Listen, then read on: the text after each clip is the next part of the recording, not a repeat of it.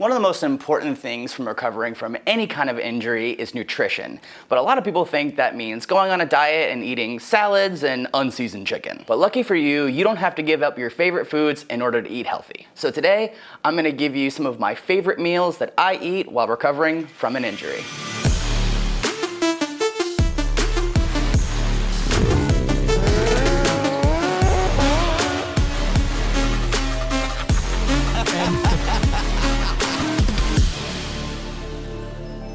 Today, I'm gonna show you 4 of my favorite meals, but before we get started, just a quick reminder that today is the very last day to get the sand dune drop from the temporary collection. Since the sand dune drop was a 1-week pre-order, these are gonna be coming a little bit later than if you bought just the original collection. You can check your email for tracking numbers and shipping updates. Another little something that we're gonna do is a giveaway for an individual who's going through a hard time right now. So if you're really struggling with pretty much anything in your life and you're not sure when it's gonna be over, go to wheelstowalking.com/giveaway and submit your story. We'll be picking a winner in the next few days. The last video we did was a long-awaited fitness video, and some of the reviews you guys have been leaving are awesome. Check out some of these comments, these are some of my favorites. You're probably watching this video to get your health in order, and if that's the truth, then you wanna go check out that fitness video as well. It's made for all fitness levels. All right, this is my little egg bowl I eat right after I get done working out. So all it requires is a pan and a little baby spatula. So I get the temperature up to 6. As the pan's getting warmer, I start adding my ingredients. I already have some green peppers diced up and ready to go. Grab a couple of those peppers and throw them in there. I will go ahead and put a little bit of pan spray. And then I've also got some diced turkey. One of the reasons I like the turkey is because it's really lean. There's a lot of protein in it. I also like to add bacon bits into this as you dumb bitch.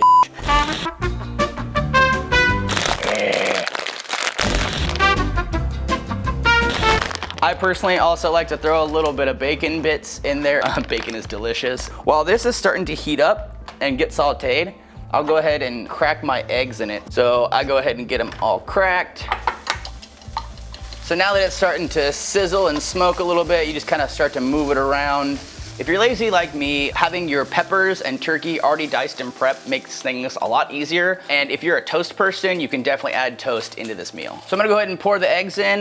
You can tell the turkey's starting to jump around, so that's a great time to get your eggs in. All right, this process you have to do pretty quick because the eggs at that temperature cook pretty quickly. We'll grab the spatula and start doing some stirring. I like to treat it like an omelet where I just kind of flip it over on itself. I did put a little bit more cheese than I would honestly prefer, but at this temperature, these eggs cook pretty quick. They're good and fluffy, and we'll go ahead and we'll just pour them right into our bowl. I like to put it into a bowl and let it sit, and then while it's sitting, I'll turn off the stove. I always like to clean like the second I'm done because I can't really enjoy my food if I know I have to clean afterwards. So the reason why I like this is because it's really nutritious and it keeps me full for a long time. Everything's interchangeable and you can add as much and as little as you'd like. This is just how I do it. I will eat the same thing for months at a time, just because when I find something that I like, I stick with it.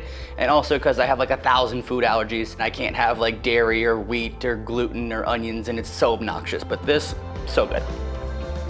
This is if you like to drink something very quick right after your workout instead of having to wait to cook something. If you're the kind of person that doesn't like eating your vegetables and fruit, you can drink your vegetables and fruit. So frozen blueberries, frozen bananas, and frozen strawberries, because that you'll use instead of ice. Put a little splash of almond milk so this blender's got something to blend. We're gonna throw pretty much this entire bag of spinach. I hate eating my vegetables, and this is a great way to get out of having to eat your vegetables because the frozen fruit flavor kind of overwhelms it. Protein powder, you can grab the protein powder of your choice. This is just like a vegan one that's got some vanilla. Also, peanut butter powder is also really delicious because it's all the protein from the peanuts without the fat. This next thing is chia seeds. It's kind of like not necessary, but they're just delicious. And then also you get this super greens powder, and that's kind of a chocolate flavor. So it's like chocolate, peanut butter, and fruit. All right, now that all the ingredients are in there, we're gonna go ahead and add quite a bit more almond milk into the mix. This blender is like hardcore. This blender is so powerful, it can blend up iPads. Will it blend? Don't breathe this. All right, let's run it. We animals around here. We're just gonna drink straight from the blender. All right, at this point, I think it's important to say that if you're gonna be using any kind of supplements or modifying or changing your diet, you need to consult with a doctor, a dietitian, or a nutritionist, because if you have certain medications that interact with foods, you wanna be as cautious as possible. So I'm not a dietitian or a nutritionist, but my friend Fatima is, and she talked to us last week a little bit about common myths around food. So I think when people are living with paralysis, they are looking at other diets, keto or fasting. I don't recommend any of these things for SCI and paralysis because they don't fit your needs. If you are in a keto diet and you don't eat any fruits, you're not gonna poop. This is what it's about, people. My clients want to poop. There's many reasons why a lot of those fad diets don't work. That's just an example. People with SCI, a lot of times I think that cutting calories just overall is gonna do it, and that's not really the case. Because when you're under eating, you are not going to use your fat stores. So you need to eat the right amount of calories and not restrict too much. Beware of any of these diets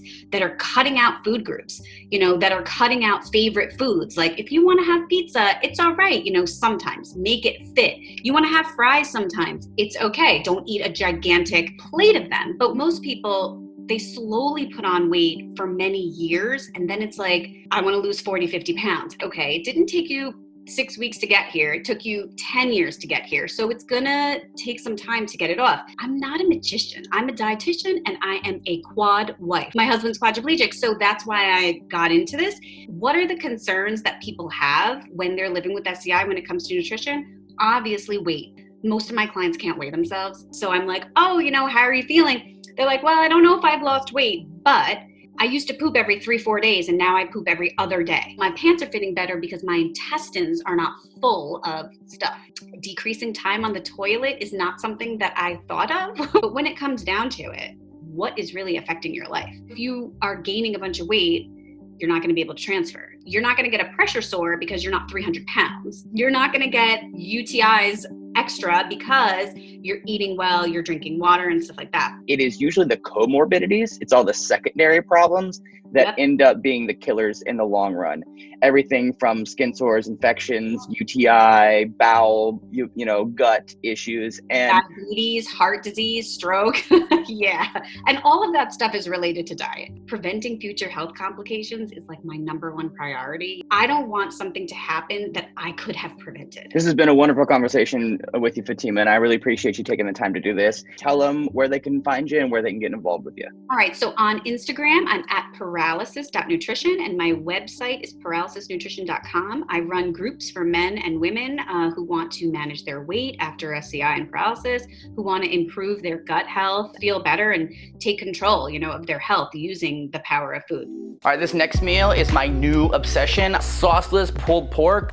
These sticky fingers, Carolina Classic, is dairy-free, gluten-free, and onion-free. I used to think I couldn't eat, burgers and sandwiches and cheese like we had on the bowl because I have so many allergies. But if you explore around enough, you can actually find alternatives and you'd be shocked and surprised because those vegans, they're clever. I like to first just grab some sweet potato fries. Yeah, they're fries, but they're sweet potatoes. So all you have to really do is just make sure that on the back there's not tons of fat involved. Throw them in my air fryer. And I'm gonna start with 10 minutes at 395. And while that's going, I'm gonna grab my gluten-free buns in the toaster. I'm just gonna dump some sauce on it. Then we'll throw it in the microwave for like 3 minutes. That usually cooks the quickest because it's already pre-cooked. A few moments later. All right, the pulled pork is finished, so we're gonna go ahead and yank it out of there. Not all of this is going to go onto the sandwich, so you can save it for later. You'll just take the back of your fork and just kind of mush it, kind of just gets all separated and you'll give it a little bath in the sauce. So we're gonna put all the pork on the bottom. So I just like to get a big old scoop and slap it on there and kind of pack it down. I make it like an inch and a half tall. And it's pretty simple. Just make sure it's nice and saucy. There's a lot of calories in sauce and you kind of have to be careful because sometimes sauce has a lot of sugar content to them. So another little thing that I'm totally obsessed with, and if you watch the recovery vlog, I was eating them all the time, but it's pickles and ham. Any kind of pork with pickles slaps. Pickle, pickle, pickle, lid, pickle, Pickle, lid. All right, so I am super impatient and do not want to wait on the fries, so I'm gonna go ahead and take a bite of this sandwich. And if you're not subscribed, please do, and turn on that notification bell and give us a like. Oh, I know it's gonna be good. Oh. The pickles. Ding, fries are done. Ding, fries are done. Ding, fries are done. Ding, fries are done. Oh yeah, look at them bad boys. And I like just a simple salt. And anytime you can avoid sauces, do. Any type of liquid calories, just don't mess with them. And obviously the portions I'm making today are rather large because I'm sharing them with Andrew, but still, come on. All right, so let me show you guys something that I always keep stocked in the fridge, and that is some bubble water or soda water, whatever you wanna call it. Water to me is the most boring thing in the entire world. I cannot stand drinking it. I just drink black coffee and I drink soda water all day. And the more you drink it, the more flavorful it becomes. Like if you're a sugar addict, like a lot of people are. This is just like the plain boring Pellegrino, and this is LaCroix. LaCroix has a bunch of different flavors. This one's key lime, so it's a little more desserty. They have one called limoncello, which is delicious. And there's also orange and grapefruit, and there's also coconut, which is AKA sunscreen. I like it. Andrew hates it. But anyway, I will drink on these all day. You can always grab yourself a little bit of some calorie-free type additives or whatever, and you can add that into your water. I'm obsessed with this stuff. Soda drinkers, daily alcohol drinkers, you shouldn't do that because liquid calories hit your blood like boom right away. So it's like if you're drinking soda, or even, you know, people don't realize things like iced tea, you know, has 50 grams of sugar. And so it's crazy, you know, to drink 80 calories a day times 7 days a week times 4 weeks of the month, you know, and it all really adds up. And those calories don't fill you up, but they screw up your insulin response, right? And when you have an STI, you already have like this systemic inflammation. And so that's part of the reason why, you know, eating really healthy is so important. You guys have definitely seen me make this one before, and last time all you in the comments are like, ew, Richard, gross, why do you put things on the counter? That's disgusting. Well, I do it because I clean it off later. But anyway, just get some almond flour and put it on a plate this time. I've got some boneless, skinless chicken tenders, and I just kind of like roll them around. Instead of using bread, I like using almond flour because it makes it more fatty and more juicy. And just repeat this process a bunch of times. I'm using the air fryer, and again, this is something that you can use your sauce for. I like hot sauce, so eating hot sauce with chicken tenders, because hot sauce tends to have the least amount of calories. Chicken takes up the air fryer, so if you want a side, you can get yourself some rice. I'll show you what kind of rice I use here in a second. But since Andrew and I just ate, we're gonna take these portions and cut them down a little bit lower than we normally do, and we'll go ahead and put that. All right, these are super quick and super easy and super simple. All right, we'll go ahead and slap this in the air fryer for basically the same setting as the fries were. And this is the sticky rice. I like to use this kind of sticky rice. It's already pre-made. You pull it out, you stick it in the microwave for like a minute. It's a good source of carbs. And then I also like to use these things called coconut aminos. Let me show you those real quick. Like soy sauce, but better for you because there's a lot less sodium and it's not made with soy. It's made from organic coconut tree sap and sea salt, but it's delicious. You just pour a little bit of that on top of the sticky rice. Wow.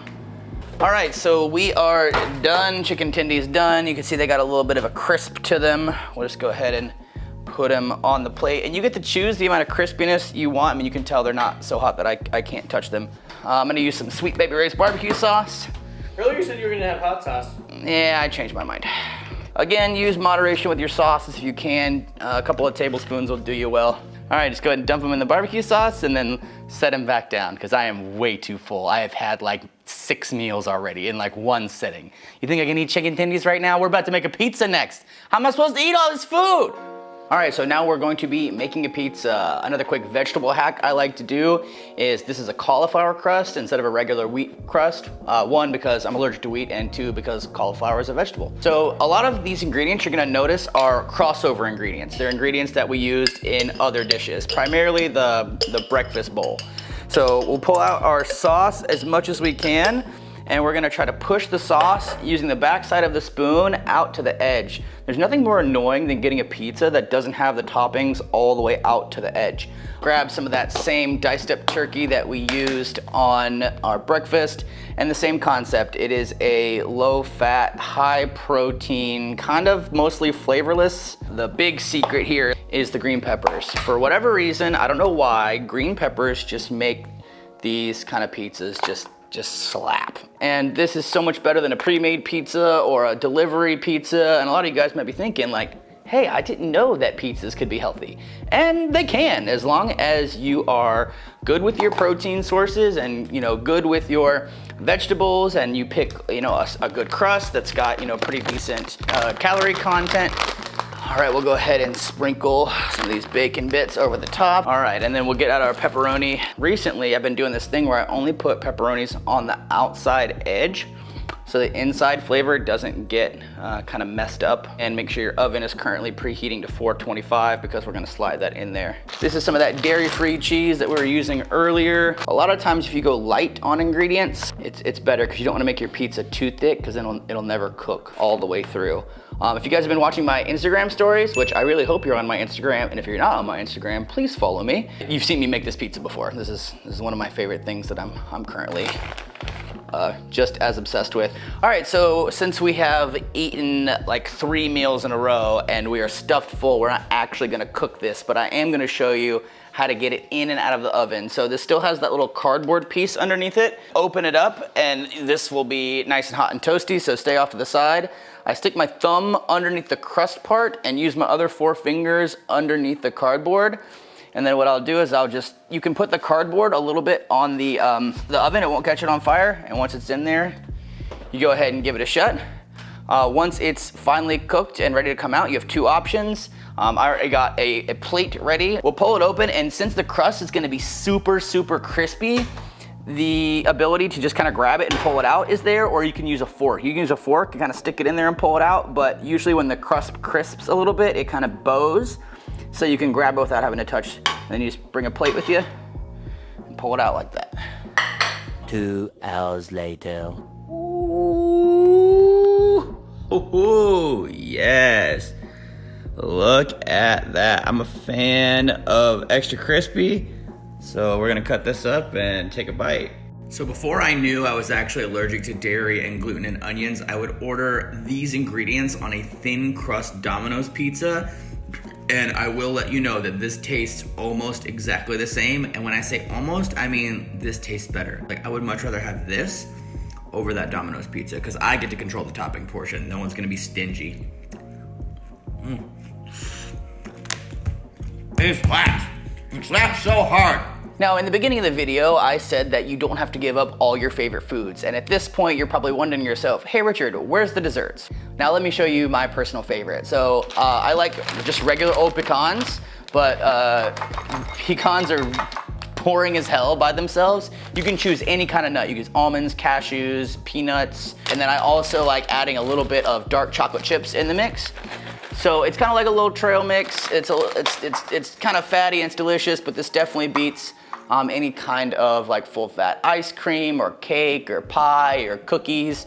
And you've got all the nutrients that come from the chocolate and the cocoa, and you also have from the nuts. It's pretty simple. I mean, it's just the equivalent of once it goes into your mouth, it tastes like chocolate covered nuts, and you can pick the nut and you can pick the chocolate. So you just kind of grab in there by your hands and either way. All right, that's it. When you guys decide to make some of these meals, I want you to take pictures of it and tag me on Instagram.